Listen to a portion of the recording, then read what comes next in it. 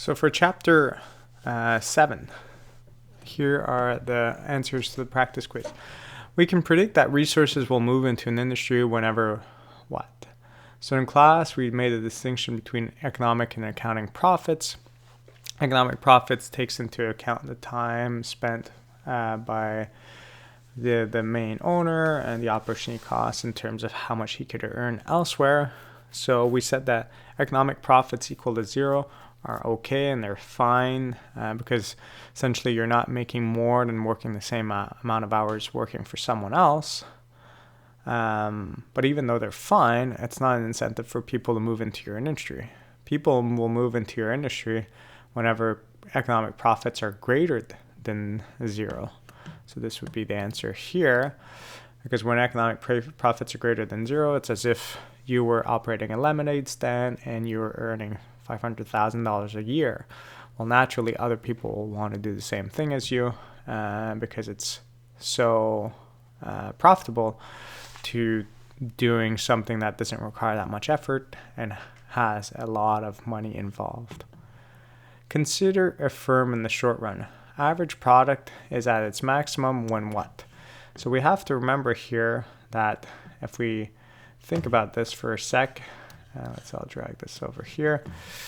The graphs that we had this idea of this was marginal product, and average product looked like this. So if we think about the maximum point of average product, it's always going to be intersecting where it intersects. It will always be at its maximum when it intersects with marginal product. There's explanations for that in the notes and the videos. And it's always going to be intersecting marginal product when marginal product is going down, because here we have the specialization phase that makes it go up and diminishing marginal product of labor. And this will always be the case. So it's always when it intersects with marginal product. And the second part is when MP is actually falling. So here we have a situation where average product equals marginal product when average product equals marginal product and when marginal product is falling. It's not when total product is maximized. Total product is maximized when you hire as many people as possible because you'll always produce more unless there's too much congestion effect going on. Marginal product is maximized. No, that's not the case. If you look at the graph, diminishing returns cease to operate, or the maximum quantity of variable input is employed. All of those don't make any sense.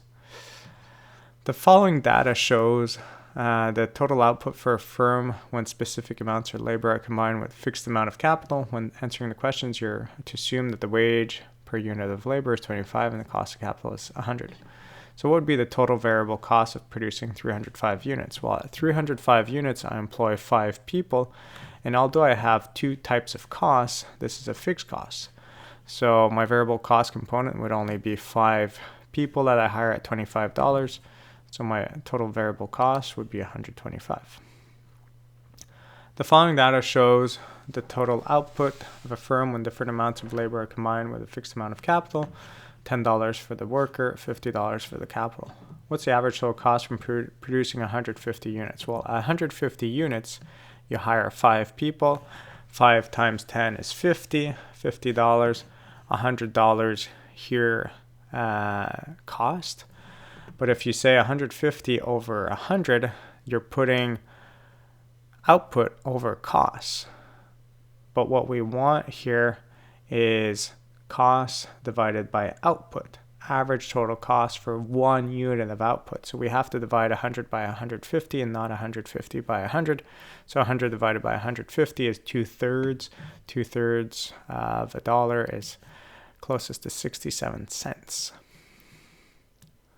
The following data shows output for a firm when specified amounts of labor are combined with a fixed amount of capital. When answering the questions, you're to assume that the wage is 25 and 100.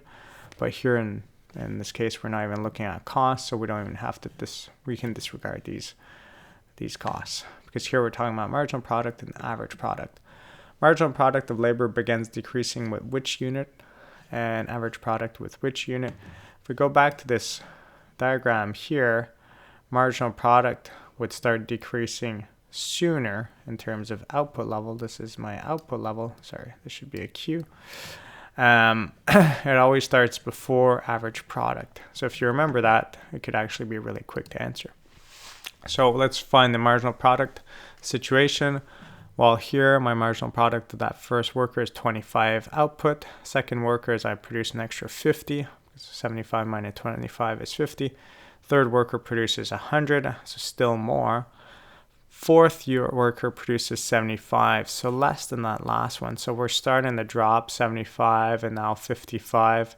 So it's really this fourth worker where marginal product starts going down. And then if we look at fourth, there's two answers, and then third or fifth, well, I said average product always falls after it, but if you're not convinced, so this would be the right answer here, you could actually check it out and say, well, what's my average product? Here, my average product is 25. Here it'd be 37.5. Here it would be 58 roughly. So here still more than 37.5.